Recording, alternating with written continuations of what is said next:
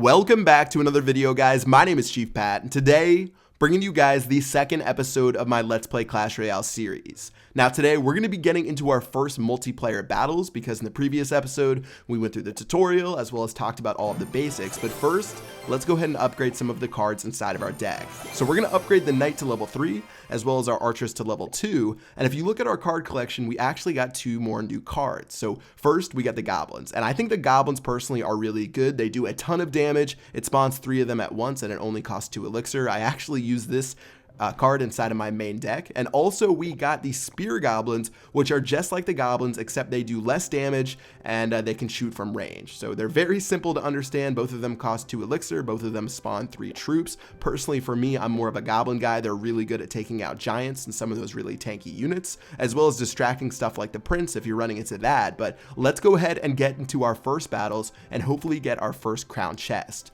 Now, what the crown chest is, it's something you can do every single day. If you get 10 crowns, so let's say I get 1 crown in my first battle, 3 crowns in my next battle, and then 3 crowns in the next 2 battles, 1 plus 3 plus 3 plus 3 is 10, and it'll unlock the chest and give you all the cards inside of it. Now, the crown chest is probably equivalent to a gold chest. It gives you some pretty decent cards. It gives you a rare as well, so I definitely recommend doing that every single day. And it's also sort of like the free chest where you can actually get 2 of them in a row if you end up missing one of them. So if you don't play for 2 days, you can actually get 2 crown chests to make up for that day you lost, but it'll only save 2 at a time. And let's go ahead and get into our first battle right here.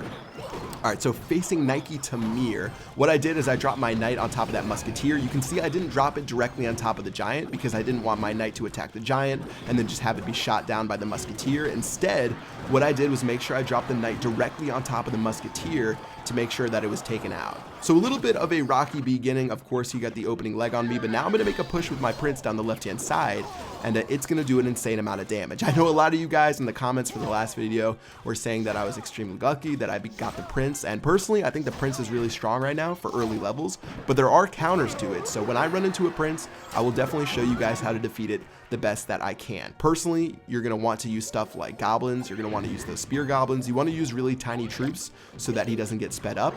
And let's go ahead and go for another push on the right-hand side. And I'm again going to drop a Knight on top of that Musketeer. And if you actually drop the Knight right on top of the Musketeer or other units, it'll actually change what they're attacking. So for example, it made the Musketeer not shoot my tower anymore, and instead it went for my Knight instead. And obviously on the right-hand side, the Goblin Bomber push went really well because the Bomber is really strong with the Giant, because normally people will play stuff like Goblins or Skeletons to counter the Giant, but instead you just throw a Bomber behind it and there's almost nothing they can do about it. Okay, so making a push for his base, I'm going to start going in with my Prince, and of course the Prince is going to be super tanky, so he's going to go ahead and one-shot that Bomber right here. Going to drop a Giant on the right-hand side to make my attack dual-pronged, but it looks like it's not going to matter. Good game. That's going to be the first 3 crowns from Nike Tamir. So pretty good pushes. Again, the Giant plus the Bomber is a really effective combo if you guys are at a lower level. Obviously, it's not as strong once other cards get unlocked, but it works really well in the beginning, and that's going to give me my first 3 crowns of the day. So obviously, I'm going to want to start unlocking my chest as soon as possible, but taking a look at my deck, it's time to put in those Goblins. Like I said, the Goblins are really strong. I'm going to go ahead and sub on my Archers because I really don't think the Archers are that strong because you can use the Musketeer to take down air troops. So now that we have the Goblins, they should be really effective at taking out the Prince, the Giant, Knight, stuff like that, as well as the Mini P.E.K.K.A. So let's go ahead and get into another battle against Lord Major. Okay, so seeing what happens, looks like he's going to wait just a bit. Right when the elixir hits 10, I'm going to go ahead and draw my Giant. Looks like he's going to start off with the Skeleton Army right there, and I don't really have anything great to play with it. I was sort of deciding what to do. I really needed my Bomber, which I didn't have, but now that that's down right there, let's drop a Bomber to help out on this side. And unfortunately, the Mini P.E.K.K.A. was fast enough to take out our Bomber. I ended up dropping some Goblins to finish off that Musketeer. Giant's going down the right-hand side, and we're actually going to have the opportunity for a perfect fireball on top of all his troops. Look at that. The Goblins tossed 2 elixir. The Archers cost 3 elixir, and I dropped 1 4 elixir fireball to take both of those out, as well as I did damage to the tower. So definitely a good trade right there. And let's go ahead and reset our elixir. All right, so deciding what we want to do, I'm going to play it a little bit slow. I'm going to drop my Knight directly on top of the Bomber to make sure that I take him out, as well as I didn't want to drop my Knight next to my tower, because if you drop your troops directly next to your tower, then the Bomber can do splash damage and end up damaging it. So that's why, unlike normal things, I might play them a little bit closer to my tower. For the bomber as well as the wizard, you want to play them a little bit further away so the AoE splash damage doesn't end up taking you out. Okay, so look what I did here. He drops the giant and the mini P.E.K.K.A, which is a 9 elixir combo. So in retaliation, I drop my knight, or my prince, which is going to make its way down the left-hand side and start annihilating that tower right there, while his P.E.K.K.A and his giant are going crazy on my tower. Now, the weird thing here is that his mini P.E.K.K.A avoided my giant. It sort of got knocked out of the way, and it went straight for my tower instead of attacking my giant, which was a little bit strange. He ended up getting a tower from that, but still, my giant's still pushing down the right-hand side. He's going to be able to take that out. And of course, on the left-hand side, there's only 300 HP left on that tower. Okay, so I'm waiting to drop my knight. I'm seeing what he does. I was sort of waiting for him to drop some of his elixir. It doesn't look like he's going to, so let's go ahead and follow up with the knight as well as the musketeer to make a push down this side. And looking at what happens from there, I drop my goblins, but at the same time, he actually dropped his bomber, so I dropped an oops because obviously I made a little bit of a mistake. But Prince on the right-hand side looks like he's actually going to drop a skeleton army to counter me, but still, things are looking really good as we go down to the final couple of seconds. Okay, so Bomber will take care of that skeleton army, do a really effective job of that. Musketeer and Knight on the left-hand side, taking care of all of that stuff. And looking at where we're at right now, I'm trying to make a little bit more of a push towards the very end, but I really don't have the cards to do it just yet. So I'm just going to make one more Prince push right now as my Giant is tanking for me and my Bomber is cleaning up all of these skeletons. Alright, so he's going to play a little bit of defense. Doesn't look like this one's going to be able to be a 3 crown. Still, 2 crowns will be solid. That's going to put us at 5 out of 10. GG to Lord Major, who will go down in history for taking out, I guess, Chief Pat 2's first crown. All right, well, 2 crowns to 1, like I said. We're still clanless because we are level 2. I'm going to make a clan as soon as I can. 30 trophies as well as 2 crowns from that one, and we're halfway to our crown chest for the day, which is going to give us a bunch of new cards. All right, so searching yet again inside of Arena 1. We still haven't moved up to the Bone Pit yet, which is Arena 2 at 400 trophies, trying to make it there as soon as possible. Let's go ahead and take on the Dark Side, who is a fellow level 2.